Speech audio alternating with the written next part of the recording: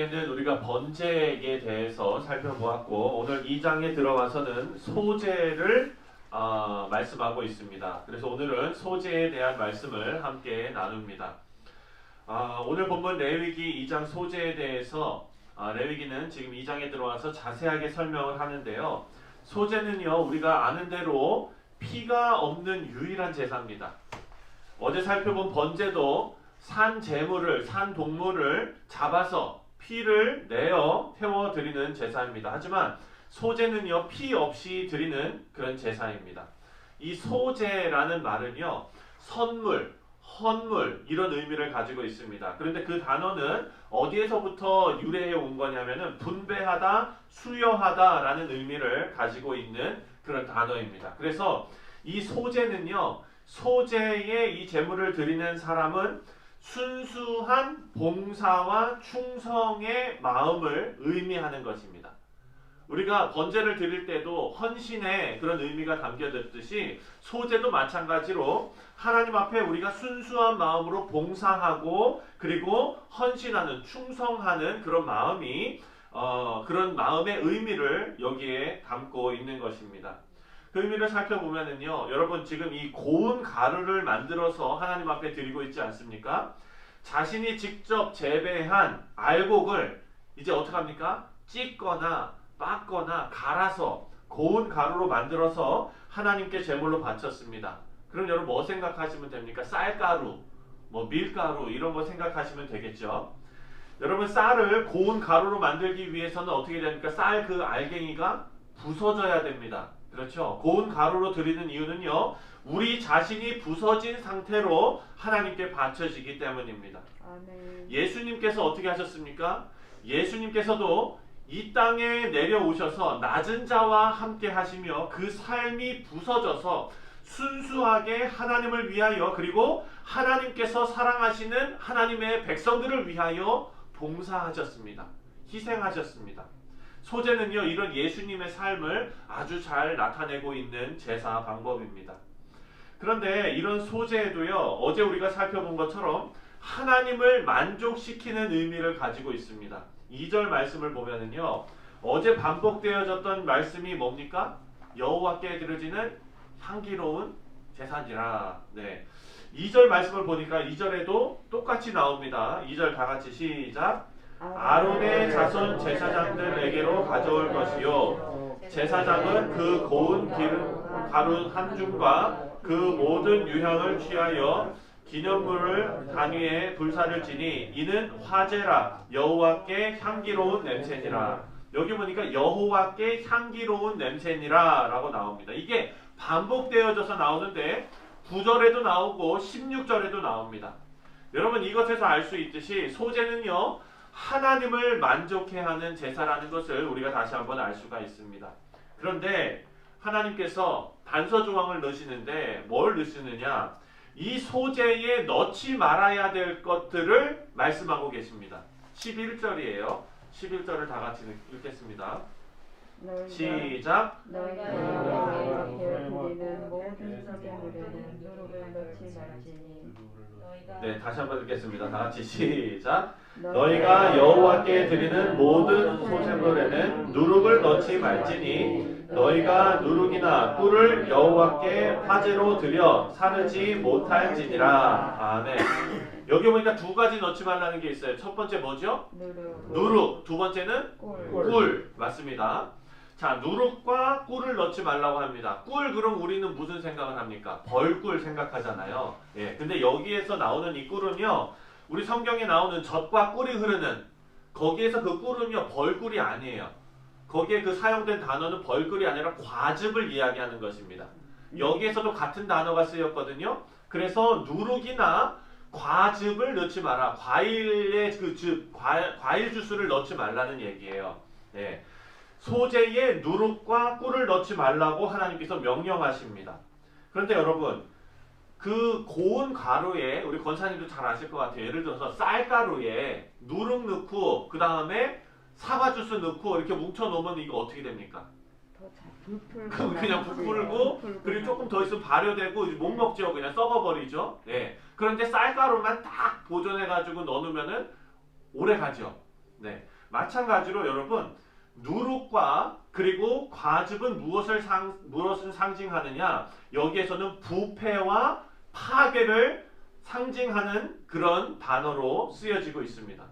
여러분 성경에서 누룩이라는 단어가 사용될 때 어떤 의미로 사용되었냐면은 교만, 위선 이런 의미로 많이 사용되었습니다. 마태복음 16장 6절을 보면 제가 읽어드리겠습니다. 예수께서 이르시되 삼가 바리새인과 사두개인들의 누룩을 주의하라 하신대 라고 나와요. 그리고 마가복음 8장 15절에도 이렇게 나옵니다.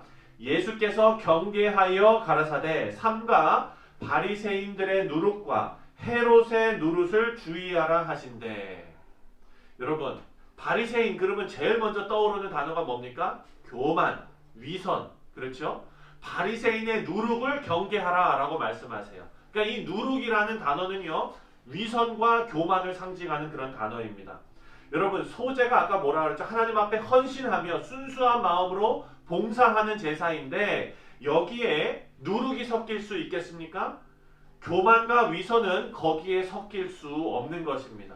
여러분 꿀도 마찬가지입니다. 근데 여기서 말하는 꿀이 뭐라 그랬죠? 과즙, 그렇죠? 과즙도 마찬가지입니다. 과즙은요 쾌락을 상징할 때 많이 사용되었습니다. 잠언 5장 3절 말씀에 보면 대저 그 음녀의 입술은 꿀을 떠뜨리며, 여기에서 이 꿀이라는 단어가 과즙이라는 단어랑 똑같은 단어예요. 입술은 꿀을 떨어뜨리며 그 입은 기름보다 미끄러우나. 여러분 미끄러우면 어떻게 됩니까? 넘어지죠. 예, 맞습니다. 과즙이 이 꿀이 우리를 넘어뜨리는 유혹이 될 수 있다는 것입니다. 다시 말해서 세상의 쾌락을 쫓아가는, 세상의 어떤 달콤함만 쫓아가는 것이 우리가 하나님 앞에 온전히 우리 자신을 드릴 때에 넘어지게 하는 요인이 될 수 있다는 것입니다. 그래서 이 두 가지를 꼭 넣지 말라고 명령하고 있습니다. 이 둘은요 하나님 앞에 올려드리는 헌신에 섞일 수 없는 것입니다. 다만 이 소재에 꼭 넣어야 되는 것들이 또 있어요. 13절 말씀을 함께 읽겠습니다. 13절 시작. 내 모든 소재물에 소금을 치라. 내 하나님의 언약의 소금을 내 소재에 빼지 못할지니 내 모든 예물에 소금을 드릴지니라. 아멘. 여기 보니까 소금을 넣으라 그래요. 여러분 성경 우리 많이 읽으셨으니까 소금 그러면은 어떤 역할을 합니까? 짜게도 하고 그 다음에 저는 그렇죠. 썩지 않게 하는 거잖아요. 그렇죠? 그래서 옛날에 냉장고가 없을 때는 염장을 하지 않았습니까?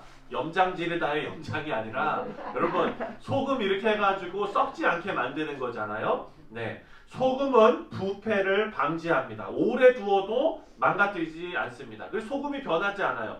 소금을 여러분 오래 두어도 망가지지 않고 또 소금을 없애버리려고 불에 구우면 어떻게 됩니까? 더 맛있어요.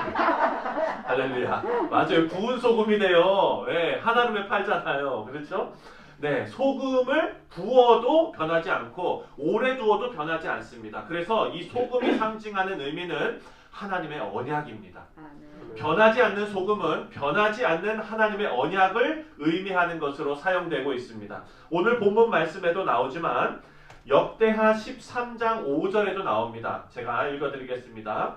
이스라엘 하나님 여호와께서 소금 언약으로 이스라엘 나라를 영원히 다윗과 그 자손에게 주신 것을 너희가 알 것이 아니냐. 하나님께 바치는 이 소제물에는요 소금을 치라고 명령하셨습니다. 그런데 거기에는 이유가 있습니다. 하나님께서 저와 여러분에게 맺으신, 하나님의 백성들과 맺으신 이 언약이 소금처럼 변하지 않는다는 것입니다. 절대 변하지 않는다는 사실을 나타내기 위해서입니다. 예수님도 말씀하셨어요. 예수님께서도 우리가 그리스도의 자녀로서 살아가기에 합당한 삶의 모습이 무엇이냐? 너희는 세상의 빛과 그리고 세상의 소금이라 말씀하셨지요. 여러분 맞습니다. 우리 사랑하는 성도님들, 우리가 하나님 앞에 헌신의 제사를, 봉사의 제사를, 소제를 드릴 때에 우리가 언제나 변하지 않는 하나님의 언약의 말씀에 의지하며 우리가 이것을 드려야 될 줄 믿습니다. 그래서 우리의 헌신에 누룩이 들어가지 않도록, 과즙이 들어가지 않도록 우리가 주의해야 합니다. 우리의 삶이 헌신인데 그 안에 세상을 쫓아가는 쾌락과 그리고 우리 안에 교만과 위선이 들어가지 않도록, 그리고 오직 변하지 않는 하나님의 말씀이신 하나님의 언약을 붙잡고 살아갈 수 있도록 우리는 하나님 앞에 충성을 다해야 될 줄 믿습니다. 아멘. 마지막으로 딱 한 가지만 더. 거기에 또 하나, 여러분 이렇게 설명하기는 뭐한데 아무튼 음식을 나물을 탁 묻히고 나서 그 위에 기름. 뭐를 몇 방울 떨어뜨려야 되죠? 참기름. 이거 빠지면 맛 없잖아요. 그렇죠? 여러분 16절 한번 보겠습니다. 16절 다 같이 시작. 제사를 지은 곡식과 기름은 모든 유향과 함께 기념물로 불사를 지니 이는 여호와께 드리는 화제니라. 여기 보니까 기름을 넣으래요. 여러분 기름은 우리가 잘 압니다. 성경 읽으셨으면은 기름이 뭘 상징하는지 알아요. 기름은 성령의 역사하심을 상징합니다. 아멘. 그래서 우리가 하나님 앞에 헌신할 때요, 여러분 누룩도 빼려 그러고 과즙도 빼려 그러고 열심히 노력하나 그것이 잘 되지가 않습니다. 하지만 여러분 성령 하나님께서 비빔밥 비빈 다음에 참기름 딱 넣듯이 성령 하나님께서 우리와 함께 하실 때 우리의 연약함을 도우시고, 그리고 성령 하나님께서 우리가 온전히 하나님께 드려질 수 있도록 하나님께서 함께 하신다는 의미입니다. 그래서 여러분 하나님의 변하지 않는 이 소금과 같은 언약 위에 성령 하나님께서 우리의 연약함을 도와주시면 주님 앞에 충성하기로 다짐하는 저와 여러분이 반드시 우리의 삶으로 기쁨의 제사를 드릴 수 있게 될 줄 믿습니다. 아멘. 오늘 하루가 하나님께 온전히 드려지는 귀한 소제가 되시기를 주님의 이름으로 다시 한번 축원드립니다. 아멘.